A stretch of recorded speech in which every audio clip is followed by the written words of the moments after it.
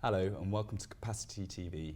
Today we are joined by Mike van den Bergh, who is CMO of PCCW Global. Welcome, Mike. Hello, Alex. How are carriers reinventing their business models to tap into new market opportunities? I think the reality is that as we've been discussing over the last couple of days, carriers are facing a tremendous number of challenges. You've got declining revenues, you've got declining margins and so on. So what we're seeing is the need to move into particularly a lot more value-added services, a lot more stickier services, if you like, ones that improve the value proposition. And as a result, that's something that we're really looking to develop more of, drawing both on our legacy, if you like, from HKT or Hong Kong Telecom, the broader PCCW group, as well as our global presence and expertise. And I think there's a tremendous amount of that coverage that we bring to the table. So how exactly are you leveraging your experience and knowledge in the Hong Kong market on the global platform? Well, to give you an idea, and Hong Kong itself is a very interesting country. People forget that it's only 7 million people. It sits in a very pivotal position in the world. It's incredibly competitive. We have 5 fixed line carriers, 5 mobile carriers, 4 pay TV operators, a fixed line penetration of 102% and a mobile penetration of 200%. IPTV penetration of 76%. I mean, these are numbers that you're probably never going to find anywhere else in the world. Every one of the mobile carriers is deployed LTE. Every one of the players is a full facilities-based competitor. So this is remarkably competitive.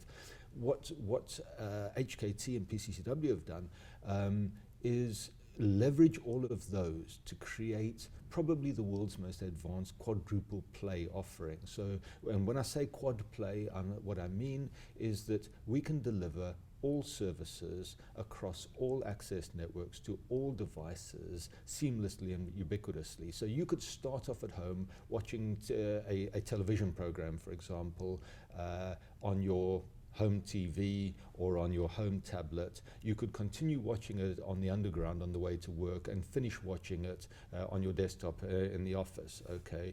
It works like that, and it could have probably handed off to Wi-Fi along the way. It would have used LTE along the way. It would have used the fixed line network.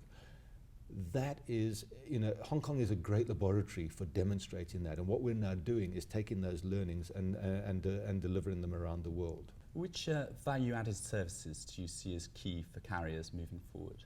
Well, value-added services, I think you've got to look at them at different levels within the market as well. So if you look at it at a wholesale level, we look at areas like cloud, for example, IPX playing a very key role. I think that's one of the key things where I think, again, we're taking a little bit of a lead there because we have one of the largest IPX compliant networks in the world, particularly in Africa. I think it's an interesting thing, but we've actually made Africa the most IPX connected continent in the globe, which is kind of counterintuitive. Most people don't associate innovation with a continent like Africa, but the truth of it is, and it's because we've actually taken all of our directs into Africa and ensure that they were IPX compliant. It's also driving the convergence between voice and data. You're effectively seeing those old traditional lines being blurred, and what it's doing is it's driving the evolution of new products, new services, greater value proposition to the customer. So if you look at that at a wholesale level, that's what we're doing. If you look at it at an enterprise level, obviously things like cloud and so on are coming into the equation. We're seeing things like high definition video calling coming on the back of that underlying IPX network as well. So you're effectively able to leverage all of those to deliver real value. If you look at what's happening at the consumer level, then you're actually seeing things like personal cloud, very sticky, very interesting in terms of looking at the fact that you can build your entire cloud offering on net, deliver that via your own network at speeds that are significantly better. Your latency is lower than these commercial third-party cloud offerings, and it creates a much stickier offering. So you can look at it every layer of the industry. We're creating new value-added services. So I think there's a wide variety. So how are you supporting carriers with the development of their value-added services? In terms of enabling carriers to, first of all, extend their reach to their customers, we're partnering with them. We have a very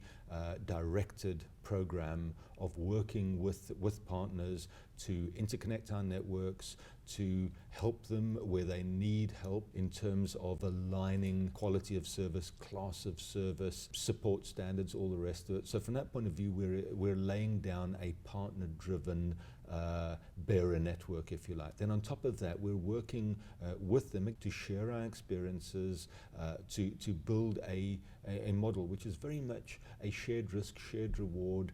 We're prepared to invest our time, our resources to partner with them on cable investments, infrastructure investments where it makes sense, and then to, as I say, bring all of the development capability that we've got to bear to put together solutions that are in both our best interests. It's part of that partnering approach where we can help them be more relevant, and in turn they help us to extend our reach. Great. Thank you for your time today, Mike. Good, thank you.